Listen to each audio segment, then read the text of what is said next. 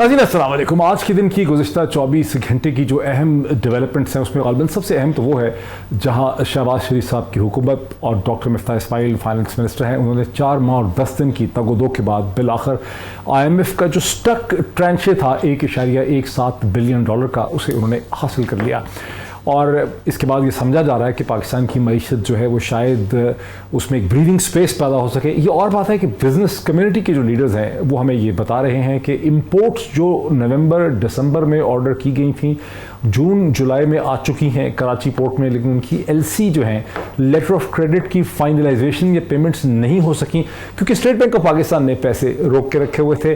और अब हुकूमत को इसके बाद अगले 12 माह के अंदर कोई $20 बिलियन जो है उसे हासिल करना है। वो कैसे हुकूमत हासिल करेगी? मशरक़ वस्ता के ममालिक से हासिल करेगी, बॉन्ड्स इशू करके हासिल करेगी। लेकिन बॉन्ड्स के मामले में मुकावट यह है कि हुकूमत पाकिस्तान ने जो 7 और 8% के ऊपर बॉन्ड्स इशू किए थे, यूरो बॉन्ड, सकूक बॉन्ड, वो इस वक्त इंटरनेशनल मार्केट के अंदर 25% डिस्काउंट के ऊपर चल रहे हैं। इसका मतलब है कोई और अगर बॉन्ड इशू किया गया तो उसके ऊपर हुकूमत को 10, 11, 12% तक उसके ऊपर इंटरेस्ट रेट ऑफर करना पड़ेगा और उसका टोटल रेट जो है वो तकरीबन 37% के ऊपर जा सकता है। तो एक बहुत बड़ा चैलेंज होगा डॉक्टर मिफ्ताह इस्माइल और प्राइम मिनिस्टर शहबाज शरीफ साहब के लिए। लेकिन अगर जहाँ ये कामयाबी है, और हम समझते हैं डेफिनेटली कि ये कामयाबी है, 4 माह और 10 दिन की एक स्ट्रगल करके डॉक्टर मिफ्ताह इस्माइल ने इस चीज़ को हासिल कर लिया। वहाँ ऑपोजिशन और मीडिया ये भी पॉइंट आउट कर रहे हैं कि जिसे आज कामयाबी कहा जा रहा है उसी को पाकिस्तान की बहुत बड़ी नाकामी कहा खुद प्राइम मिनिस्टर शहबाज शरीफ साहब ने और उनके जो पार्टनर है जनाब बिलावल जरदारी साहब ने, जो पाकिस्तान के फॉरेन मिनिस्टर हैं।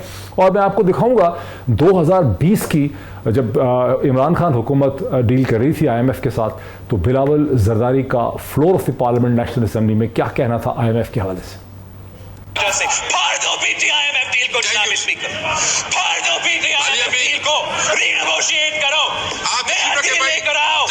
मुल्क के मफाद में डील लेकर आओ, गरीब अवाम के मफाद में डील लेकर आओ। हम नहीं मानते ये IMF डील को। फाड़ दो इस डील को, वरना हम इस मुल्क के अवाम के साथ मिलकर इस IMF डील को चला देंगे। फाड़ दो इस डील को, IMF डील को फाड़ दो, मुल्क के मफाद के लिए एक नई डील लेकर आओ। पता नहीं सियासतदान इस किस्म के जज्बात किस तरह से पैदा कर लेते हैं, इतना जोश व खरोश कहाँ से लेकर आते हैं उन चीज़ों में जिनमें वो यकीन ही शायद नहीं रखते अगर हम मौजूदा सूरत हाल को देखें। लेकिन अब के वज़ीर आज़म जनाब शहबाज शरीफ साहब ने इसी साल के शुरू में IMF के हवाले से क्या कहा? $1 अरब के लिए IMF के आगे ढेर हो गए हैं जो कहते थे कि हम मर जाएंगे नहीं जाएंगे, जहर पी लेंगे नहीं जाएंगे। हम $1 बिलियन के लिए IMF के मिन्नतें तरले कर रहे हैं और उनके साथ ऐसी शराइत हम अपने एक्सेप्ट कर रहे हैं जिससे कि पाकिस्तान की खुद मुख्तारी और आज़ादी पर बहुत बड़ा धचका लगेगा। एक हाथ में आप कशकोर ले और दूसरे हाथ में आपका एटमी ताकत हो, ये कभी हो सकता है? कभी आग और पानी इकट्ठे चल सकते हैं जनाब स्पीकर? ये टुकड़ा नाज़रीन जो आपने देखा ये जनवरी 2022 का है। उस वक्त के ऑपोजिशन लीडर और आज के प्राइम मिनिस्टर ऑफ पाकिस्तान जिन्होंने IMF के साथ डील की है, उनके IMF की डील के हवाले से क्या जज्बात थे, क्या उनका इस्तदलाल था, क्या उनकी पोजीशन थी और कैसे वो सारी पोजीशंस रिवर्स हो गई हैं। अब ऑपोजिशन तहरीक इंसाफ है, अब ज़ाहिर है वो कहते हैं कि डील जो है बहुत गलत है। तो एक तरफ ये है, दूसरी तरफ फॉर्मर प्राइम मिनिस्टर पाकिस्तान ने गुज़िश्ता शब कोई तकरीबन $5 अरब के प्लेजेस हासिल किए टेलीफोन में फ्लड रिलीफ के हवाले से। ये उनकी बहुत बड़ी कामयाबी थी। 2 घंटे में उन्होंने इतने पैसे जो हैं वो रेस कर लिए। और तीसरी चीज़ हम देखते हैं आज के दिन में कि अब से चंद घंटे पहले आज सुबह doctor Shahbaz Gill, former chief of staff of the former prime minister जनाब इमरान खान की बेल एक बार फिर रद्द हो गई है, जो कि 25 तारीख को उन्होंने फाइल की थी। 6 दिन के बाद अमूमन होता यह है कि जब किसी मुलजिम को, एक्यूज्ड को जुडिशल पे भेजा जाता है तो उसको 24 से 36 घंटे के अंदर बेल मिल जाती है। लेकिन डॉक्टर शहबाज गिल को 6 दिन के बाद भी बेल ना मिल सकी है। अब वो हाई कोर्ट का रुख इख्तियार करेंगे। तो ये 3 डेवलपमेंट्स हैं जो मैंने आपके सामने रखती हैं। मेरे साथ स्टूडियोज़ में तशरीफ रखते हैं जनाब शहरियार आफरीदी साहब, तहरीक इंसाफ के सीनियर रहनुमा हैं, फॉर्मर फेडरल मिनिस्टर रह चुके हैं। Very warm welcome to Afridi साहब। मुझे ज्वाइन करेंगे अली परवेज़ मालिक साहब, PMLN के लीडर हैं, एक लाहौर से वीडियो लिंक के जरिए ज्वाइन करेंगे, MNA हैं लाहौरी से, very warm welcome to him. Doctor Farooq Saleem साहब पाकिस्तान के नोटेड पॉलिटिकल इकोनॉमी के कमेंटेटर हैं, कॉलमनिस्ट हैं, फाइनेंशियल एनालिस्ट हैं, मुझे ज्वाइन कर रहे हैं स्काइप के जरिए, एक वीडियो लिंक के जरिए। Very warm welcome to all my guest. अगर मैं शुरू कर सकूँ, अली परवेज़ मालिक साहब अस्सलाम वालेकुम। जी वालेकुम सलाम डॉक्टर साहब, बहुत शुक्रिया आपने हमें याद किया। अली परवेज़ मलिक साहब, आप तो खुद भी मईशत को समझते हैं, आप खुद एक बिजनेसमैन हैं, आप एप्टमा के चेयरमैन रह चुके हैं, आप एक फाइनेंस की अंडरस्टैंडिंग रखते हैं। हम तो समझते हैं कि आपकी हुकूमत ने 4 माह और 10 दिन जो है उसमें खासी एफर्ट की और एक IMF का भरल आपने ट्रांच जो फंसा हुआ था 1.17 बिलियन का, वो आपने हासिल कर लिया। लेकिन इसका क्या करें कि खुद आपकी पार्टी के और आपके अलायंस के तमाम ही लीडरान जो हैं, आपका नहीं हमने देखा कि क्या इस्तदलाल हुआ करता था, लेकिन शहबाज शरीफ साहब हैं, बिलावल हैं, शहरी रहमान साहिबा हैं, हर लीडर जो है उसने IMF PTI डील को बहुत ज़्यादा रगड़ा था। तो अब इसको आप कैसे इस स्टेज पे कैसे डिफेंड करते हैं इस चीज़ को? बिस्मिल्लाहिर्रहमानिर्रहीम। बहुत शुक्रिया डॉक्टर साहब। मैं सिर्फ इतनी गुजारिश करूंगा कि IMF जो है वो सिर्फ और सिर्फ एक बैंक है और उसका ये मकसद नहीं है कि वो बोरोइंग मुल्क जो है उसकी लोगों की खुशहाली के लिए अपना किरदार अदा करे। वो सिर्फ और सिर्फ कर्जा देता है और ये उस मुल्क की हुकूमत की जिम्मेदारी होती है कि उस पैसे को किस तरह से इस्तेमाल करता है और किस तरह से अपने वसाइल को देखते हुए उनको इन्वेस्ट करता है। तो मैं इस चीज के साथ ओपन करना चाह रहा था और ये भी बिल्कुल ठीक आपकी बात है कि IMF से $1 बिलियन किस्त लेके हमें कोई यहां पे सेलिब्रेट करने की जरूरत नहीं है। जो चीज हमें सेलिब्रेट करने की जरूरत है वो ये है कि इस ग्रीन लाइट से आपके लिए 30-40 बिलियन डॉलर की फाइनेंसिंग विंडो जरूर ओपन हो गई है। और इसके साथ ही जो शौकत तरीन साहब यहां पे दूसरी उन्होंने कोशिश की थी पाकिस्तान को डिफॉल्ट करवाने की, आज उसको हमने जरूर एवर्ट कर लिया है। तो मैं इतनी सी सिर्फ इसके ऊपर गुजारिश करूंगा, क्योंकि आप जानते हैं जब हुकूमत बदली थी उस वक्त तकरीबन $8 बिलियन के स्टेट बैंक के पास रिजर्व्स पड़े हुए थे और वो सारे के सारे जो रिजर्व्स थे वो हमारे दोस्त ममालिक के थे और वो दोस्त ममालिक के रिजर्व और मांगे टांगे के होने के अलावा बिलियन के थे कि सर ज्यादा थे उस वक्त, तो मेरा ख्याल है 13-14 के नहीं थे। ऑफिशियल रिजर्व $8 बिलियन के थे। आप डॉक्टर फरूख सलीम साहब से एक न्यूट्रल राय ले लीजिएगा उसके ऊपर, उनकी बारी के ऊपर। गुजारिश ये है कि वो सारे के सारे रिजर्व जो थे वो नथी थे IMF प्रोग्राम की कंटिन्यूएशन के साथ। तो मुझे बताएं, जब शौकत तरीन साहब ने पहली दफा डिफॉल्ट इंजीनियर करने की कोशिश की और उन्होंने वो अनफंडेड सब्सिडीज दी जिसकी वजह से पिछला साल जो इख्तिताम हुआ हमारा खसारा रिकॉर्ड सतह के ऊपर गया 5,500 अरब के ऊपर। तो मुझे बताएं, उस वक्त जब IMF प्रोग्राम को उन्होंने सैबोटाज किया पहली दफा जब कोशिश की, तो मुझे बताएं पाकिस्तान ने ये डॉलर रिजर्व्स कहां से जनरेट करने थे अपनी रिक्वायरमेंट्स मीट करने के लिए। अप्रैल में जब हुकूमत आई थी आपको जून तक $10 बिलियन दरकार थे और अगर $8 बिलियन आपको ये दोस्तों के वापस करने पड़ जाते तो $20 बिलियन की रिक्वायरमेंट 3 महीने के अंदर थी। ये आप तस्दीक कर लीजिएगा डॉक्टर फरूख साहब से। तो IMF का प्रोग्राम आपको ग्रीन लाइट करना ही करना था और आपने इसीलिए देखा कि भरपूर कोशिश के बाद बेसिकली हमने हत्तल इम्कान कोशिश की है कि लोगों के ऊपर बोझ कम से कम डाला जाए। जी सर। अच्छा, जी सर। मुझे आपकी बात से मैं उसमें आपका इस्तदलाल पिक करने की कोशिश कर रहा हूं कि आपकी मंतक और लॉजिक जो मुझे समझ आई है वो ये है कि IMF के साथ डील करने में तो कोई खराबी नहीं है, डिपेंड ये करता है कि किस किस्म की डील आप करते हैं और उसके लिए क्या कॉम्प्रोमाइजेज और कंसेशंस करते हैं। क्योंकि अब आपके एतराज़ ये है कि आप ये कहते थे कि उन्होंने $1 बिलियन की खातर पाकिस्तान को बेच दिया, अब वो भी लोग यही कहते हैं कि आपने भी $1 बिलियन की खातर पाकिस्तान के। डॉक्टर साहब मैंने आपसे कहा कि मामला $1 बिलियन का नहीं है, मामला है कि आप फाइनेंसिंग विंडो किस तरह से अपने मुल्क के लिए खोलते हैं, क्योंकि आपकी अगले साल $40 बिलियन की रिक्वायरमेंट है जो इन फ्लड्स की वजह से जो अल्लाह ताला की तरफ से आजमाइश है हमारे मुल्क में तकरीबन $5-6 बिलियन की और बढ़ जाएगी। अच्छा। तो गुजारिश ये है कि हमें डिफॉल्ट को अवॉइड करने के लिए डिस्पाइट इन्होंने क्या गलत किया था पाकिस्तान तहरीक इंसाफ ये भी तो लेवरेज करते थे ना, किरदार थे शौकत तरीन साहब और उनके डायरेक्टर इमरान खान साहब जो हैं, पहली प्रायोरिटी थी कि डिफॉल्ट को अवॉइड करना है और बाकी चीजों की हैसियत है। मैं ये आपसे प्ली ले रहा हूं। अली साहब PTI की हुकूमत ने 2019 से लेकर 2022 तक महज $3 बिलियन लिए थे, वो भी लेवरेज ही करते थे, वो भी उसके ऊपर और पैसा लेते थे और जगहों से लेवरेज करते थे। तो आपने फर्क क्या किया है उनसे? What's the difference? देखिए मैं तो आपसे बता रहा हूं कि जो यहां पे ये बारूदी सुरंगें लगा के गए थे और पाकिस्तान की डिफॉल्ट को इंजीनियर करने की इन्होंने कोशिश की थी, मेरे ख्याल से IMF के अलावा हमारे पास ऑप्शन ही कोई नहीं थी, क्योंकि जो ये अच्छी बुरी डील करके गए थे हमें उसको रिज्यूम करना क्रूशल था, क्योंकि अगर खुदा ना खास्ता डिफॉल्ट होती तो हमने देखा मैंने सवाल पूछा और प्राइम मिनिस्टर साहब ने जिस दिन हल्फ उठाया था मैंने उस दिन भी उनके पास जाके पहले दिन कहा था कि इसको इमीडिएटली रिवाइव कर लें। ठीक है, हाँ, मैंने सर आपका बड़ा अच्छा अली भाई बड़ा अच्छा मौक़िफ़ आपका आ गया। शहरियार अफरीदी साहब, आपकी IMF डील में इनकी IMF डील में क्या फ़र्क है? अब आप इस पे क्यों एतराज़ करें? IMF के पास तो आप भी गए, फ़र्क क्या है? बिस्मिल्लाहिर्रहमानिर्रहीम। सबसे पहले आपका शुक्रिया। एक तो जी आज कोहाट में मेरे हलके में 4 बेगुनाह लोगों को शहीद किया गया है, उसकी मैं भरपूर मज़म्मत करता हूँ। IG साहब और हमारे जो RPO साहब हैं उनसे बात हुई है, उन्होंने मुझे वीडियो भेजी है जो कि उसमें अभी they are doing the needful, लेकिन वो ऐसे 4 कोहाट के और पाकिस्तान के ऐसे शहरी थे जो टैक्स पेयर्स थे, वो लोग थे जो पाकिस्तान से मोहब्बत करते थे और पाकिस्तान की तरक्की में उनके हमला किसने किया ये भी पता नहीं चल रहा। उस पर डिफरेंट राय आ रही हैं। चारों को शहीद करने के बाद क्या मैसेज था, क्यों मारा गया, और उनका जो बैकग्राउंड है वो आर्म्ड फोर्सेस से भी है, और वो लोग जो हैं पाकिस्तान के सच्चे मुहब्ब वतन पाकिस्तानी। सर्विंग ऑफिसर्स को हिट किया? नहीं, सर्विंग ऑफिसर्स नहीं है, ये उनकी फैमिली के लोग हैं। ठीक है, रिटायर्ड जनरल साहब है, उनकी फैमिली है, उनको ये आज टारगेट किया गया है।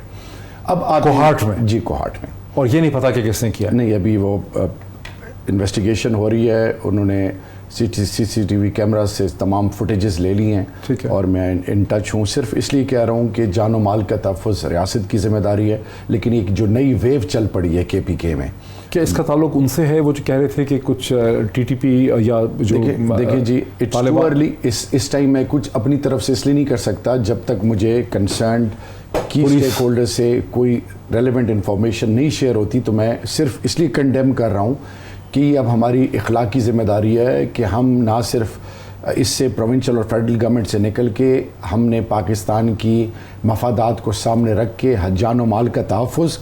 और अब आते हैं आज के आपके सवाल पे। देखिए जी, कॉल व फेल में तज़ाद। अगर इमरान खान ने मुल्क का सौदा किया था, फाड़ दो, रिजेक्ट कर दो, नई डील लेके आओ, और ये गद्दार है और ये फलाना, तो आज मेरा सवाल ये है कि PDM की तमाम पार्टियां, उनके ज़बानों को ताले लग गए हैं, नई नई जस्टिफिकेशंस दी जा रही है, फिगर्स को तोड़ा जा रहा है। तो नंबर 1 फ़र्क क्या है कि इन्होंने हमें क्या कहा, आज ये कौन से राग गलाप रहे हैं, नंबर 1। नंबर 2, नहीं आप कर रहे होंगे ना तनकीद, मैंने देखी नहीं, मैं भी आप आ रहा हूँ ना।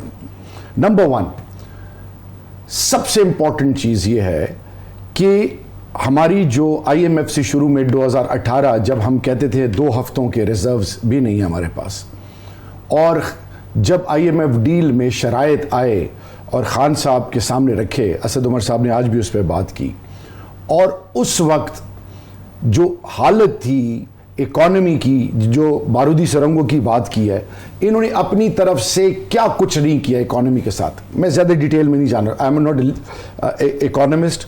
मैं सिर्फ आपको ये कहना चाहूँगा कि इन्होंने 22 से 24 बिलियन US रुपये के अगेंस्ट डॉलर को वेंटिलेटर पर रखने का जो एक ऐसा पाकिस्तानी कौम के साथ ज्यादती और धोखा किया जिसके रिपरकशंस दूर तक पाकिस्तान को मुसलसल फील होंगे। अगला मोस्ट इंपॉर्टेंट, इन्होंने जो एक और वार किया आम पाकिस्तानियों पे किया, निगोशिएट नहीं किया।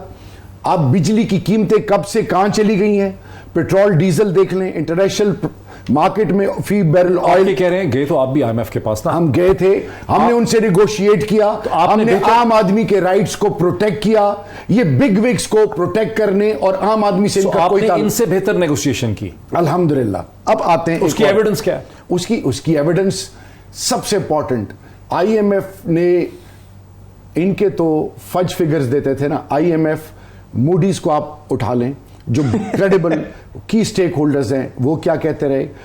सबसे इंपॉर्टेंट चीज, पाकिस्तान की ग्लोबल लेवल पे जो रेटिंग थी वो बेहतर हुई, फॉरेन इन्वेस्टमेंट आनी शुरू हुई, कॉन्फिडेंस बहाल हुआ इन्वेस्टर का। मैं कुछ ब्रेक से पहले मुझे जरा डॉक्टर फारूक सलीम साहब को लेने दीजिए। डॉक्टर फारूक सलीम साहब, आप गुज़िश्ता 5 बरस की जो सारी माशी जो एक तब्दीली है उसको बड़े गौर से देखते रहे, उस पर कॉमेंट भी करते रहे। जो IMF डील तहरीक इंसाफ ने की थी उसमें और जो IMF डील अब की है PML लेड गवर्नमेंट ने, इसमें कोई फ़र्क आपको नज़र आता? क्या फ़र्क है? डॉक्टर साहब, पहली बात तो ये है कि ये 23वां अरेंजमेंट है हमारा IMF के साथ। 1950 में हम उसके मेंबर बने थे। और ये 23 माफी चाहता हूँ, ये 23वां अग्रीमेंट जो है ये जुलाई 2019 में नेगोशिएट हुआ था और ये अरेंजमेंट पीटीआई की हुकूमत ने नेगोशिएट किया था। उसके बाद जो वादे किए गए थे पीटीआई की तरफ से आईएमएफ के साथ, वो वादे पूरे होने से पूरे नहीं हो पाए, लेकिन एक किस्त जो है वो पाकिस्तान ने वसूल कर ली थी। वो वादे क्या थे? देखिए, एक तो वादे किए थे जब डॉक्टर हफीज शेख साहब आए थे, बिजली के रेट बढ़ाने के वादे थे, इजाफी टैक्स पेट्रोल के ऊपर डालना था। उसके बाद उनकी छुट्टी कर दी गई और नए वजीर खजाना आ गए और आपको याद होगा कि उन्होंने कहा कि मेरे पास तो एक जादू की छड़ी है, मैं ये वादे जो पिछला वजीर करके गया है उनके ऊपर अमल दरामद नहीं करने चला। उसके नतीजे में ये आईएमएफ का प्रोग्राम जो है वो सस्पेंड हो गया था। उसके बाद दोबारा से वादे किए गए आईएमएफ के साथ और दोबारा से फरवरी की 28 तारीख अगर आपको याद हो तो वजीर आजम इमरान खान साहब थे उस वक्त, उन्होंने जब सब्सिडी का ऐलान किया वो वादों की खिलाफ वर्जी थी। तो 2 दफा पिछले 2 सालों में पीटीआई ने वादे किए, किस्त वसूल कर ली गई और किस्त वसूल करने के फौरन बाद उन वादों की वायलेशन की गई और फिर आईएमएफ का प्लान जो है वो सस्पेंड हो गया। तो प्लान और प्रोग्राम वही पुराना वाला है। सस्पेंशन से वापस हमने उसके प्रोग्राम का हिस्सा बनना था, जो पिछले 4 महीनों से 4.25 महीनों से आप कार्रवाई देख रहे हैं, वो यही कार्रवाई कि हम अफरीदी साहब कह रहे हैं कि उस वक्त क्रेडिट रेटिंग्स बेहतर थी। उनका क्या ओपिनियन था? क्रेडिट रेटिंग्स बेहतर थी, अफरीदी साहब कह रहे हैं। ये कुछ और बात हो रही है। अब जब क्रेडिट रेटिंग की बात आ रही है तो तारीख जो याद करनी है वो 11 अप्रैल 2022 है, जिस दिन मियां मोहम्मद शहबाज शरीफ ने हल्फ उठाया वजारत उज़्मा का। उस दिन की हकीकत यह है कि जो आप आलमी मंडियों के सुकोक बॉन्ड का जिक्र कर रहे हैं, उनमें जो डिफॉल्ट का रेट है वो कहीं 50-51% पे चला गया। तो इसका मतलब यह है कि उस वक्त जो आलमी बरादरी है, जो इन्वेस्टर्स हैं, वो कह रहे थे कि पाकिस्तान जो है वो अपने बॉन्ड पे डिफॉल्ट होने चला है। आज आपने बताया कि वो रेट वहां से घूमता हुआ 20-21% पे पहुंच गया है। तो आलमी बरादरी की तरफ से जो पैगाम वो है वो ये हमारे वक्त में 4% था। तो आप कह रहे हैं कि जो ओवरऑल डिस्काउंट रेट है अगर वो 25-27%, सर मेरे वो बेहतर हो गया। आपके नॉलेज को ना टेस्ट करें, मेरे ख्याल से सब्जेक्ट बदल लें क्योंकि वो नहीं समझ पा रहे क्या बात हो रही है। अच्छा, लेट मी एक्सप्लेन। नहीं, मैं ब्रेक ले लूं, मुझे ब्रेक लेने दीजिए। अली, मुझे प्रोड्यूसर कह रहे हैं कि मैंने आपको ना सर ब्रेक ले लूं। देखिए, this is absolutely not acceptable. नहीं, वो ब्रेक मैं ले लूं। ब्रेक के बाद मजीद बात को आगे बढ़ाते हैं आफ्टर द ब्रेक। नाज़रीन, वेलकम बैक। बात हो रही थी आईएमएफ के प्रोग्राम के हवाले से और शहरियार आफरीदी साहब जो हमारे साथ हैं उन्होंने कहा कि चूंकि उनका सब्जेक्ट नहीं है तो मुजम्मल असलम साहब से रिक्वेस्ट की गई है, जो कि SAPM रह चुके हैं, फॉर्मर प्राइम मिनिस्टर पाकिस्तान जनाब इमरान खान साहब के।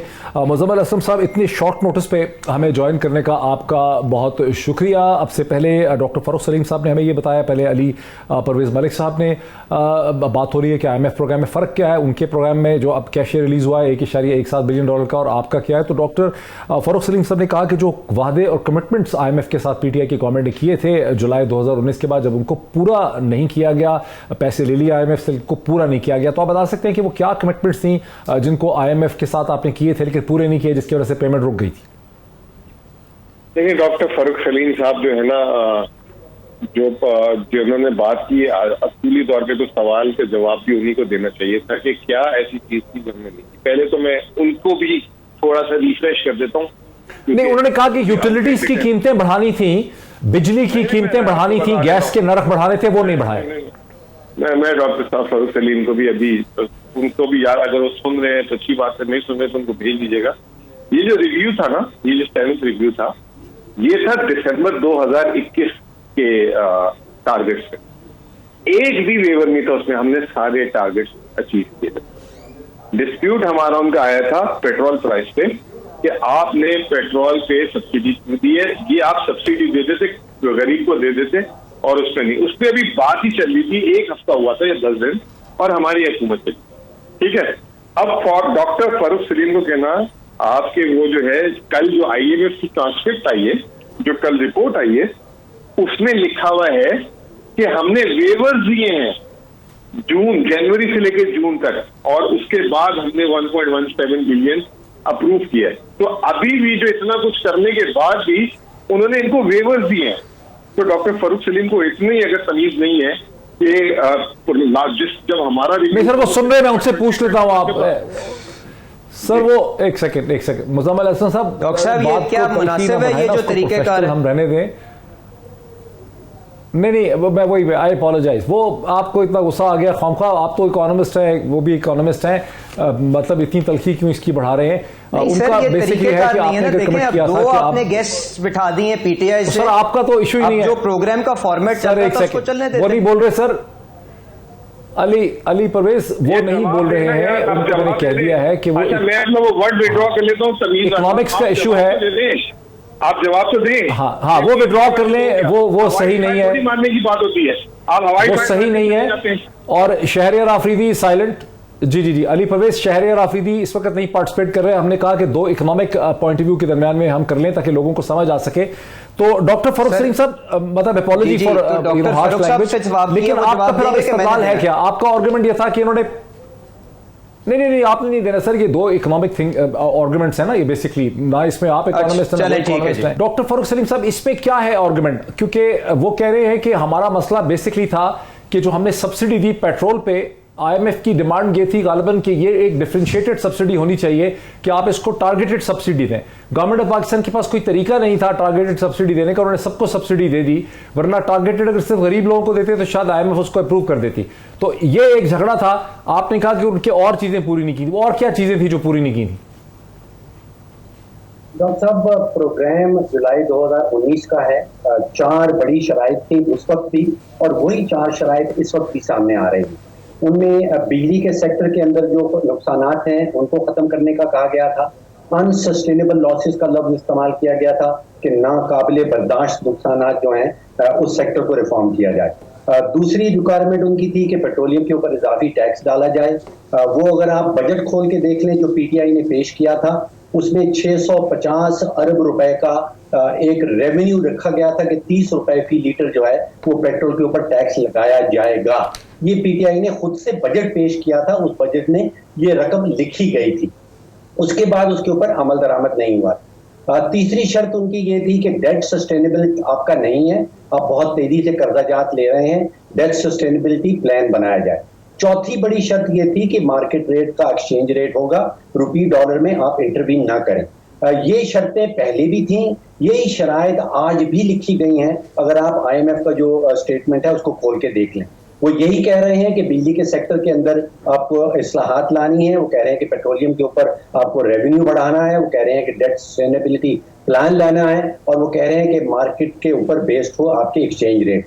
तो ये 2019 से यही मामला चल रहे हैं, उनकी यही शराइत आ रही हैं। ये ओरिजिनल प्लान पीटीआई का था, अब पीएमएलएन ने एड़ी चोटी का जोर लगा के वापस उसी प्लान के अंदर हिस्सा बने हैं। और उसमें जो स्टेटमेंट है आईएमएफ की, उसमें उन्होंने वादे तौर पे लिखा है कि हम प्रोग्राम जो है उसको रिवाइव कर रहे हैं। दूसरा हम कर रहे हैं कि 6 बिलियन से वो 6.5 बिलियन पे चला जाएगा। और तीसरी बात उन्होंने बताई है कि जो वो सितंबर में खत्म हो रहा था उसकी हम एक्सटेंशन दे रहे हैं 2023 तक। ठीक है, बड़ा अच्छा प्रोफेशनल आपका पॉइंट ऑफ व्यू आ गया। मुजम्मिल हसन साहब, नाउ उनका एक प्रोफेशनल पोजीशन आ गई, अब इस पे आपका क्या जवाब? देखिए, मैं तो इनकी प्रोफेशनल ओपिनियन की कदर करता हूँ। कल आईएमएफ का 3 पेज का एक स्टेटमेंट आया और आईएमएफ ने उसमें ये बताएं कि क्या रीजंस लिखे हैं कि पाकिस्तान की इस वक्त माशी बहरान के मसले। उन्होंने कहा एक यूक्रेन वॉर, एक कमोडिटी सुपर साइकिल और एक अकोमोडेटिव पॉलिसी। ठीक है। दूसरा, मैं जरा सा डॉक्टर साहब को याद करा दूं कि जो 30 रुपए पेट्रोलियम डेवलपमेंट लेवी था वो मिफ्ता इस्माइल 2018 मई के बजट में लगा के गए थे। ये आईएमएफ से हमने वादा नहीं किया था। और फिर 2018, 19, 20, 21 हमने 30 रुपए लीटर के हिसाब से लेवी ली भी है माशाल्लाह। और उस वक्त हमने कम की जब हमें लगा आपने नहीं ली है आपने पेट्रोलियम डेवलपमेंट लेवी 30 रुपए पर लीटर नहीं ली थी? ली है, हमने चार्ज की है 2019 में भी, 20 में भी, 21 में भी। और ये जो लगा के गए थे, ठीक है, वो हमारे जो महान वजीर खजाना साहब हैं, वो मिफ्ता इस्माइल साहब ने बजट में 2018 की अप्रूव की थी IMF से कहीं नहीं लिखा था। ये डॉक्टर साहब आप जरा जाके डॉक्यूमेंट देख लीजिएगा। अब यही वजीर खजाना ने IMF से 30 की जगह 50 रुपए कमिट कर दिए। अब कल को हमारी गवर्नमेंट आएगी, हम तो नहीं 50 करेंगे, हम उसको 30 से नीचे लेकर आएंगे। आज बोल रहा हूँ मैं डॉक्टर साहब को, चाहे वो उसमें पाकिस्तान की स्टेट ने वादा कर लिया नहीं कर लिया, हमारे लिए नहीं एक्सेप्टेबल कि हम तबलीग को 50 रुपए। देखिए बेसिकली वो ये मुझे तो ये समझ आ रही है कि एक IMF के साथ एक ऑनगोइंग सिचुएशन है ना, इसमें PMLN की जो मौजूदा हुकूमत है वो कोई ब्राउनी पॉइंट स्कोर कर सकती है, ना तहरीक इंसाफ के पास कुछ बहुत ज़्यादा है। एक पाकिस्तान की मईशत की सूरत हाल है, हम इसके ऊपर पॉलिटिक्स हो रही है, पॉलिटिक्स खेल रहे हैं सारे। तो मैं इसीलिए मैं चाह रहा था कि लोगों को समझ आ सके। पढ़ा लिखा प्रोग्राम है, आप सब लोग बहुत पढ़े लिखे माशाल्लाह समझदार लोग हैं। मैं चाहता हूं कि मेरे व्यूवर्स को एक हकीकत समझ आ सके। डॉक्टर फारूक सलीम साहब, तो फिर ये सारी पॉलिटिक्स ही है ना, IMF के साथ तो मजबूरी पाकिस्तान की मसलसल चल रही। डॉक्टर साहब ये बात, ये जुमला जो आपने इस्तेमाल किया दुरुस्त है। दोनों तरफ से सियासत हो रही है, प्रोग्राम पुराने वाला है, शराइत पुरानी वाली है, और दो हकाइक बिल्कुल सामने हैं कि डॉक्टर हफीज शेख के जाने के फौरन बाद प्रोग्राम सस्पेंड किया गया था और वो 6 महीने सस्पेंशन में रहा, और उसकी वजह ये थी कि PTI ने वायलेशंस की थी, जो वादे किए थे वो पूरे नहीं किए। दूसरी दफा दोबारा से ये सस्पेंशन में गया। नहीं, लेकिन उन्होंने एक्सप्लेन किया ना, उन्होंने एक्सप्लेन किया कि हमने पेट्रोलियम पे सब्सिडी जब दी तो IMF ने कहा कि टारगेटेड होनी चाहिए। उन्होंने ये एक्सप्लेनेशन दी, उन्होंने कहा बाकी हमने अहदाफ पूरे कर लिए। जो रिव्यू था 2012 का, दिसंबर 2021 का। डॉक्टर साहब वजूहात के ऊपर बहस की जा सकती है। हकाइक ये हैं कि PTI की हुकूमत के दौरान 2 दफा IMF का प्रोग्राम जो है वो सस्पेंशन में गया है। सस्पेंशन में जाने से पहले दोनों दफा जो है वो एक साथ, एक दफा 500 मिलियन और एक दफा $1 बिलियन की वसूल कर ली गई थी IMF से, और उसके बाद प्रोग्राम जो है वो सस्पेंशन में गया। इसका असर क्या होता है कि एक अदम एतमाद का, अदम एतबार का रिश्ता हो जाता है। एक आलमी इदारा है, वो ये कहता है कि हुकूमत पाकिस्तान ने हमसे वादे किए हैं, वादे करने के बाद किस्त वसूल कर ली है और फिर उन वादों की खिलाफ वर्जी की है, और एक दफा नहीं 2 दफा की है। तो इसलिए फिर एक अदम एतबार का रिश्ता, और फिर बड़ा मुश्किल हो जाता है कि एक सॉवरेन जो है वो वादा कर रही है और उस दौरान आप अपने वजीर खजाना को बदल देते हैं, उसका इम्पैक्ट जो है वो आलमी इदारों के ऊपर नहीं होना चाहिए। ठीक हो गया। अच्छा, ब्रेक से पहले मैं एक बार फिर असलम साहब को, मुज़म्मल असलम को ले लूं। मुज़म्मल असलम, ब्रेक से पहले थोड़ा सी वजाहत कर दें। वो कह रहे हैं कि चूंकि 2 दफा आपने वादा खिलाफी की IMF के साथ, इस वजह से प्रोग्राम स्टक हो गया और फिर मिफ्ता इस्माइल साहब को 4 महीने और 10 दिन लगे उसको ठीक करते हुए। यस डॉक्टर साहब को मैं बड़ी कतई कलामी माफ, आखिरी दफा IMF का जो बोर्ड हमारे दिनों में हुआ था वो 2 फरवरी 2022 को हुआ, और 28 मार्च को जो है वोट ऑफ नो कॉन्फिडेंस हो गया था। तो 2 महीने पहले तो हमने किस लिए IMF से भाई, और फिर उसके बाद पाकिस्तान की तारीख का 1994 से जो पेंडिंग काम था IMF, जो 19 दफा पीपल्स पार्टी और नून लीग ने IMF से वादा किया स्टेट बैंक की इंडिपेंडेंस से, वो हमने कराया, जिसपे हमें क्या क्या इल्जाम दिए। इन्होंने हमें कह दिया मुल्क भेज दिया, PTI में मुख्तारी को ये कर दिया, हम आते ही उसको रिवर्स कर देंगे, ये कर देंगे, वो कर देंगे। वो क्या था, उसको तो हमने किया, और 1994 से किया। 1994 से ये बात हो रही थी, फरवरी में हमने IMF से किस्त ली है, और ये कह रहे हैं कि IMF से हमारे ताल्लुकात खराब थे। उसके 1 महीने बाद तो हम चले गए। इन्होंने 6 महीने लगा दिए, 5 महीने लगा दिए इसको वो करते करते, और फिर इन्होंने क्यों लगा दिए, बस ये क्विकली मुझे बता देंगे, इनको 4-5 महीने क्यों लग गए? उसकी वजह यह है कि इन पे ट्रस्ट नहीं था। उस हुकूमत में आने से पहले जो इनके बयानात थे माशाल्लाह, इनके वजीर आजम, इनके जो टॉप लीडरशिप, PDM की टॉप लीडरशिप के बयानात को उठाए असेंबली के फ्लोर में, फिर इन्होंने IMF के प्रोग्राम के खिलाफ वोट दिया असेंबली में, स्टेट बैंक के अगेंस्ट वोट दिया एक्ट के। इन पे ट्रस्ट नहीं था कि ये जो 2 नंबर में वो ना हो कि ये विड्रॉ कर ले बाद में। और एक चीज और, जब मिफ्ता ने कहा आए कि मैंने IMF से $2 अरब इजाफी मांगे 1 साल प्रोग्राम एक्सटेंड करने की, वो $2 अरब की जगह इनको सिर्फ $500 मिलियन, आधा अरब डॉलर दिए। तो आप देखेंगे कितना बुरा प्रोग्राम नेगोशिएट किया। 9 महीने IMF के रिडार के नीचे फिर आ गए, और सिर्फ आधे अरब डॉलर के लिए। अब ये 9 महीने भुगतेगा कौन? ये तो कितना बुरा नेगोशिएट किया। इसी पे इसी पे हम बात कर लेते हैं energy contracts made by PML and edited by Miftah on the floor. ये इस पे फिर मतलब बात कर लेंगे, एक ब्रेक में ले लूँ। मैं बहुत शुक्रिया मुज़म्मिल असलम साहब, आपने हमें इतने शॉर्ट नोटिस पे ज्वाइन किया, एक डेप्थ आप ले आए इस पूरी डिस्कशन के अंदर। हम ब्रेक लेते हैं, ब्रेक के बाद वापस आते हैं अपनी पॉलिटिकल डिस्कशन पे। बैक टू अली साहब and back to Shehryar Afridi and doctor Farooq Saleem after the break. Welcome back. आपने खालिस्तन इसका एक इकोनॉमिक एनालिसिस सुना जो डिबेट हमने करवाई डॉक्टर फारूक सलीम साहब के दरम्यान में और मुज़म्मिल असलम साहब के दरम्यान में। इसकी पॉलिटिकल साइड के ऊपर आ जाते हैं। अली परवेज़ मलिक साहब, मुझे तो ये समझ आई है कि आपके और पीटीआई के दरम्यान सिर्फ पॉलिटिक्स हो रही है, उसकी कोई इकोनॉमिक सेंस नहीं है। आप इन पे इल्ज़ाम लगाते हैं या आप पे इल्ज़ाम लगाते हैं। पाकिस्तान के इशूज़ जो हैं वो बुनियादी तौर पर फंडामेंटल हैं, मतलब बस आप मिसलीड कर रहे हैं पब्लिक को। अच्छा, गुजारिश इस तरह से डॉक्टर साहब कि मैं पहले अपने भाई से जो आपके पास बैठे हैं ना उनसे माजरत कर लूं। मेरे ख्याल से फर्स्ट सेगमेंट में वो बात को गलत समझे, क्योंकि मैं उनकी जाती तौर पे बड़ी इज्जत करता हूं, वो एक ट्रू पॉलिटिकल वर्कर है। मैंने सिर्फ इतनी गुजारिश की थी कि अगर डॉक्टर फारूक सलीम साहब ये बता रहे हैं कि मार्केट ने जो प्रोबेबिलिटी ऑफ डिफॉल्ट पाकिस्तान की 50% देख रहे थे जब इमरान खान साहब की हुकूमत खत्म हो रही थी और आज 25% है, तो हालात बेहतर हुए। मैं सिर्फ ये गुजारिश कर रहा था और मैं किसी किस्म की फजूल बहस नहीं चाहता। जहां तक मुज़म्मिल असलम साहब ने यहां अच्छा, ये स्पिरिट आपकी बहुत अच्छी है, लेकिन थोड़ा सा मैं इस पे टेक्निकल चीज मैटर नहीं करती। टेक्निकल अली भाई ये कह दूं, मेरी बात तो सुन ले सर। मैं डॉक्टर साहब मैंने 15 मिनट मुज़म्मिल असलम साहब की कहानी सुनी है, मेरी तो अर्ज सुन लें सर। वो नहीं सर, नहीं, मैं पहले अपनी बात कर लूं, उसके बाद आप जरूर करेक्शन करिएगा। मैं आपसे गुजारिश ये कर रहा हूं कि जो यहाँ पे मुज़म्मिल असलम साहब 1950 के अंदर पीडीएल क्या होता था, पेट्रोल के ऊपर जीएसटी क्या लगा हुआ था, वो जो हमें कहानी सुना रहे थे, आज वो अंडर डिस्कशन ही नहीं थी। जो डिस्कशन में बात थी वो ये थी कि जब आईएमएफ से आपने किस्त रिलीज करवाने के लिए वादा किया तो क्या उसमें ये लिखा हुआ था कि नहीं निकला हुआ था कि आप जीएसटी भी पेट्रोल के ऊपर दोबारा लगाएंगे और पेट्रोल के ऊपर 30 रुपए पर लीटर पीडीएल लगाएंगे कि नहीं लगाएंगे? इतना सा सवाल था जिसको उन्होंने उठा के 1950 के अंदर ले गए। दूसरी बात यह है कि उन्होंने कहा कि जी इनको 3-4 महीने लगे आईएमएफ का प्रोग्राम नेगोशिएट करने में। तो माशाल्लाह मुज़म्मिल असलम साहब जिस हुकूमत की नुमाइंदगी यहां पे करने आए थे ना, उनको 1 साल लगा था इस चीज को फिगर आउट करने के अंदर कि आईएमएफ से मदद लेनी चाहिए कि नहीं लेनी चाहिए, क्योंकि आपको यह भी याद होना चाहिए असद उमर साहब को इसी चीज पे निकाला गया था। तो खुदा के लिए यहां पे इस किस्म की सियासत मत करें। और अब आपके सवाल पे आते हुए मैं 100% आपसे अग्री करता हूं कि पाकिस्तान के फंडामेंटल जो इश्यूज हैं उसके ऊपर हमें बैठ के कंसेंसस और एक एक्शन प्लान डेवलप करना पड़ेगा। जब तक आप वो स्ट्रक्चरल रिफॉर्म का एक कॉम्प्रिहेंसिव पैकेज नहीं लेके आएंगे, हम इसी तरह बूम एंड बस्ट साइकिल में जाते रहेंगे। आप 3-4 साल की ग्रोथ देखेंगे जो इमरान खान ने शौकत तरीन के नीचे डेट फाइनेंस सारी की सारी ग्रोथ दिखाई, और जिस तरह ही वो हुकूमत गिरेगी आप अपने मुंह के ऊपर गिर जाएंगे। इसलिए अगर हम शहबाज गिल को रियासत को नुकसान पहुंचाने के लिए अगर आप जेल में रख सकते हैं तो मुझे बताएं शौकत तरीन ने जो 2 अटेम्प्ट्स किए इंजीनियर करने की पाकिस्तान की रियासत की डिफॉल्ट को, उसको क्या सजा नहीं मिलनी चाहिए? इस सारी की सारी कहानी के हिदायतकार को क्या सजा नहीं मिलनी चाहिए? तो खुदा के लिए मईशत के ऊपर इस तरह से सियासत ना करें। मैं सिर्फ ये अली भाई ना करें,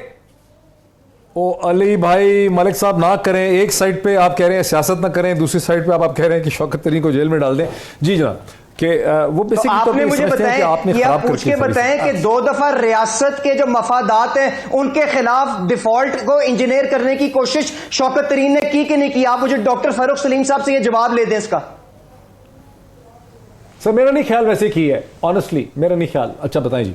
अच्छा आप पूछे ना सर, डॉक्टर फारूक सलीम साहब से पूछे। छोटा है मेरा सर, आपके साथ पॉलिटिक्स की ना सर, रियासत उसमें आती ही नहीं है एक्चुअली, वो उसको जबरदस्ती डाला जा रहा है रियासत को हर जगह आजकल। और सर अगर आईएमएफ की लोन रिवाइव ना होता, पाकिस्तान डिफॉल्ट करता, तो पाकिस्तान मुस्लिम लीग नवाज का नुकसान था। डॉक्टर साहब मैं हाथ जोड़ रहा हूं खुदा के लिए, रियासत के मफादात और हुकूमत के मफादात को अलग कर दें। मुझे इस पे सिर्फ ये एतराज है कि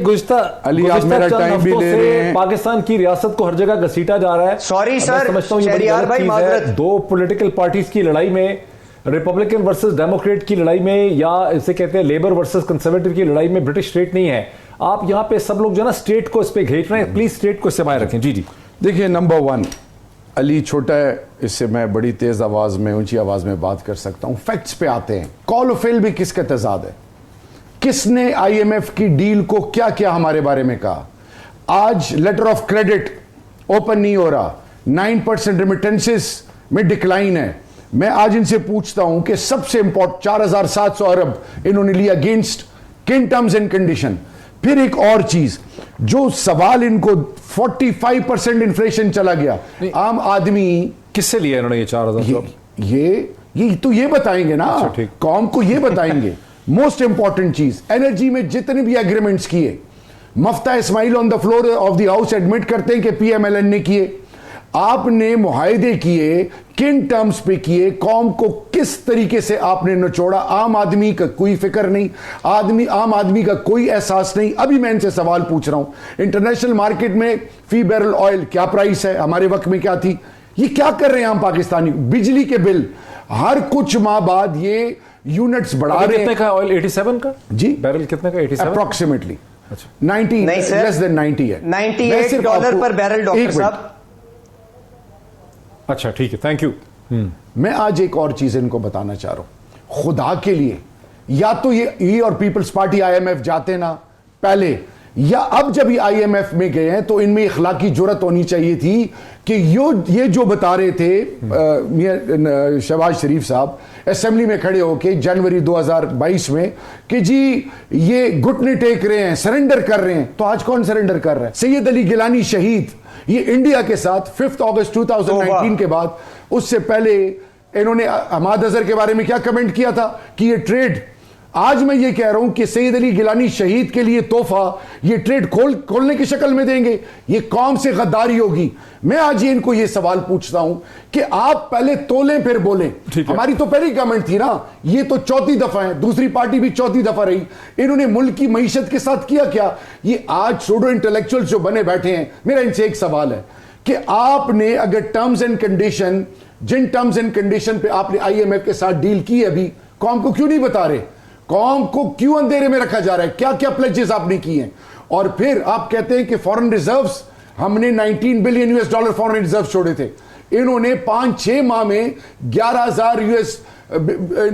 बिलियन US डॉलर्स किधर गए?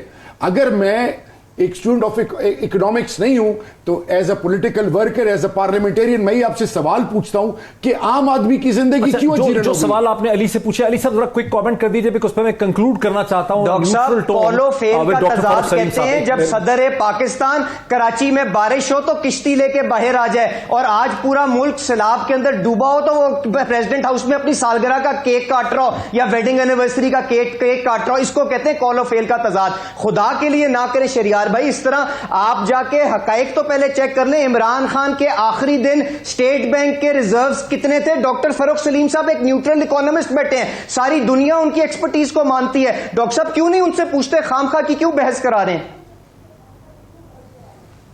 अच्छा डॉक्टर फरूख सलीम साहब, मैं थोड़ा सा एक नेशनल लेवल पे जाना चाह रहा था। जिस तरह से खुद कहा अली परवेज मलिक साहब ने कि जब तक सीरियस पेनफुल स्ट्रक्चरल एडजस्टमेंट्स नहीं होंगी, ये इसी तरह से फिर एक पार्टी वर्सेस पार्टी लड़ाई होती रहेगी और वो स्ट्रक्चरल एडजस्टमेंट्स किए बगैर पाकिस्तान की मैशत को रिलीफ नहीं मिलेगी। एक तो ये चीज़ है। दूसरा मेरे जहन में क्वेश्चन ये है कि मुझे बिजनेसमैन ने ये बताया है, जिनका पॉलिटिक्स से ताल्लुक नहीं है, कि कम अज़ कम अली तो कह रहे हैं $40 बिलियन, लेकिन उन्होंने मुझे कहा है कि कम अज़ कम भी $20 बिलियन जो है वो रेज करना पड़ेगा, और जो बॉन्ड है वो पाकिस्तान का बिल्कुल ही डिस्काउंट के ऊपर चल रहा है। दोनों चीज़ों पर कॉमेंट कर दीजिए, करना क्या होगा? जी बिल्कुल दुरुस्त बात है। बॉन्ड इस वक्त जिस जो यील्ड पे चल रहा है, हम आदमी मार्केट में, आदमी मंडियों में नया बॉन्ड जो है वो फ्लोट करने के काबिल नहीं है। किसी भी हुकूमत को नया कर्जा मिलने के बाद कोई जश्न मनाने की जरूरत नहीं होती। हमें इस्लाहात जब तक नहीं लेके आएंगे, जो वजूहात हमें मजबूर कर देती हैं आईएमएफ के सामने घुटने टेकने को, कोई भी हुकूमत आप मैं कहता हूं कि पिछले 50-55 साल की निकाल लीजिए, जब से हम आईएमएफ के पैकेजेस ले रहे हैं, वही वजूहात जो हैं उनको हम रिपीट करते जाते हैं, उन वजूहात को दूर नहीं कर पाते। जो आप मेडिकल जुबान में कहते हैं कि सिम्टम्स और डिजीज, यानी कि हम बीमारी को दूर नहीं कर पा रहे, हम सिर्फ और सिर्फ उसकी अलामात को दबाने की कोशिश कर रहे हैं। और अभी भी मुझे लगता है कि यही हो रहा है। $1 बिलियन आईएमएफ का आ जाएगा, फिर कुछ सऊदी अरेबिया के आ जाएंगे, कतर के आ जाएंगे, यूएई के आ जाएंगे। ये सब चीजें जो हैं ये हमारी बीमारी की अलामात को दबा देंगी, बीमारी को दूर नहीं कर पाएंगी। बीमारी को दूर नहीं कर पाएंगे। मुझे फिर ये बताया कि मैंने साथ ये आर्गुमेंट भी सुना बहुत से इकोनॉमिस्ट का कि किसी भी दुनिया में किसी भी जमहूरियत जो होती है उसमें जो हुकूमत और अपोजिशन है उनका कोई मिसाके मईशत नहीं हो सकता, बिकॉज हर एक की अपनी अपनी फिलॉसफी होती है। तो अब पाकिस्तान में फिर क्या करेंगे? बिकॉज जो फैसले अभी करेंगे शहबाज शरीफ साहब, उसकी अपोजिशन मुखालफत करेगी, कल को उनकी हुकूमत आती है, जो फैसले वो करेंगे फिर ये उसकी मुखालफत करेंगे जो पहले से हो रहा है। हल क्या है? डॉक्टर साहब सवाल मुझसे है? जी जी बिल्कुल, क्विकली बात मुकम्मल कीजिए। डॉक्टर साहब मैं दो ममालिक आपके सामने रखना चाहता हूं। एक तो इटली है। इटली दूसरी जंग अजीम के बाद पिछले 70 सालों में वहां पे 69 गवर्नमेंट चेंज हो चुकी हैं, यानी कि औसतन हर साल वहां पे एक नई हुकूमत आ जाती, लेकिन उनकी जो माशी पॉलिसी है वो अपनी ट्रैक पे चलती रहती है। तो यहाँ पे जरूरत इस चीज की है कि एक पॉलिटिकल सफियर, एक सियासी सफियर बनाया जाए, एक माशी सफियर बनाया जाए, और उन दोनों के दरमियान में एक फर्क होना जरूरी है। सियासतदान अपनी सियासत करते रहे, लेकिन 22 करोड़ पाकिस्तानियों के मफाद में जो मईशत है या माशी पॉलिसी है। बहुत शुक्रिया डॉक्टर फारूक सलीम साहब का भी, शहरियार अफरीदी साहब का भी, अली परवेज मलिक साहब का भी, इसी तरह मुजम्मल असलम साहब जिन्होंने थोड़ी देर के लिए हमें इस प्रोग्राम में ज्वाइन किया। नाज़रीन, बड़ी अच्छी बात की डॉक्टर फारूक सलीम साहब ने कि पॉलिटिकल पार्टीज के दरमियान में एक इकोनॉमिक पैक्ट जो है वो होना बहुत जरूरी है। कुछ ना कुछ कंसेंसस जरूर हो, जिस तरह मोरालिटी पे कंसेंसस है कि कत्ल जायज नहीं है, इकोनॉमिक कॉम्पैक्ट भी चाहिए। इसको मजीद एक्सप्लोर करेंगे। बहुत शुक्रिया।